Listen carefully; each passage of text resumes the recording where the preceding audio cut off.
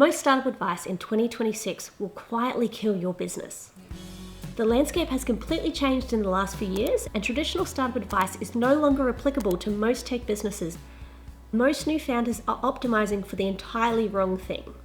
So in this video, I want to walk you through exactly what I would and would not do if I was starting a business in 2026 and help you make the right decisions so that you can be successful. The first thing to know is that raising money is no longer the most important part of the game. 5 years ago, a new founder could raise money with a good idea and a pitch deck. In 2026, the same founder with an even better idea probably couldn't raise the money. The barriers to starting a tech business are so much lower because of AI. You can have non-technical people producing apps. You can have businesses that are 2 or 3 years old before they hire their first developer. So now investors want proof, not potential. How many people are using your product? Do they love it? How much are they using it? The real proof actually comes before investment in this day and age. If you're aiming for that billion-dollar business, you are going to need that investment at some point. But for about 80% of the people who watch this channel, you're not necessarily looking at that billion-dollar business. For you, maybe it's a $20 million business that pays all your bills and gives you the lifestyle you want. Maybe it's just $1 million a year. Whatever you want, both of those start with traction. The next thing I'm going to suggest you do in 2026 is going to surprise a lot of people. I would not make an AI product. I would absolutely use AI in my business and in my product. But the thing that I'm selling to customers should not be an AI product. Over the last couple of years, we've seen a huge wave of AI businesses hit the market. A lot of them are essentially the same thing. They've taken one of the big models, they've wrapped it in a nice UI, maybe trained it on a bit of their own data, and then put it in front of customers. And for a little while, that worked really well. But now customers are so much savvier. Here's the test that I would use. If your product disappears when AI changes its pricing model, there is no value in your product. If the main thing that the customer is paying for is access to a model that they can get somewhere else, often cheaper and faster and more up to date, then you're on really shaky ground when it comes to the longevity of the product that you're building. When you look at which AI products have actually succeeded, the businesses that succeed are the ones that were already a successful business before AI. So they were a service business, they were a content business, they had their audience. For those businesses, AI isn't the core of the business. It's just another tool to enhance what was already successful. But for brand new businesses in 2026, an AI wrapper is not going to be enough. That said, I would highly recommend that you use AI yourself and behind your product as aggressively as you can. AI is incredibly good at doing all the grunt work, your research, your repetitive tasks, your first drafts, your summaries, your pattern finding. If it can get you 70 to 80% there, that is a great thing for a new founder who is time poor and budget poor and just very much constrained. But the actual customer experience, that final step, you want to keep that as authentic as possible. So for me, AI is a really good supporting tool. It is really good leverage, but it is not the product.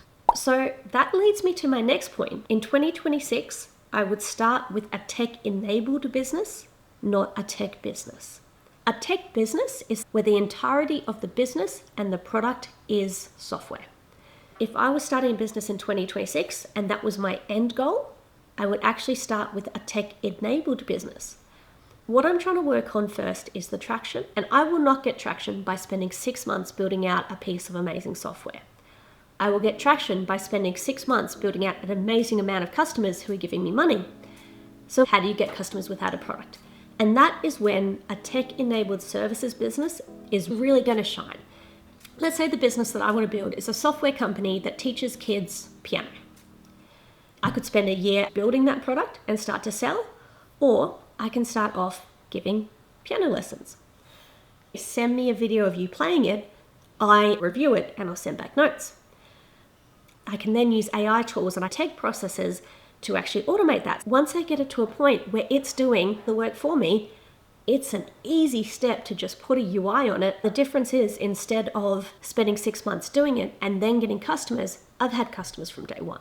Even founders who really understand this are still making the same mistake. Creating a product can really feel like progress. You can be working so hard all the time and see this product come to life. But until you have customers, that product is worth nothing. One of the things I would absolutely do is delay building the product for as long as possible until not having the product was costing me money. The signals that let you know when it's time to actually start building your product is when you have people paying, you have repeatable workloads. That is the perfect time to look at productizing that particular behavior. Finally, there's one more decision that would shape how I would start a business in 2026. Traditionally, startups and tech businesses were built to scale in a way that wasn't sustainable. You'd raise the money, burn it fast, go and raise more money, and keep going until you hit such a huge scale that you were sustainable. In 2026, that cycle is so much less forgiving. The fundraising cycles are getting longer, closer to 12 to 18 months for a lot of businesses, depending on where in the world you're trying to raise that money from. Burning money for 12 to 18 months while you figure it all out is a really dangerous game to play. A lot of businesses that could potentially be successful have struggled because they've put all of their time and efforts into a long funding cycle rather than trying to make a sustainable business.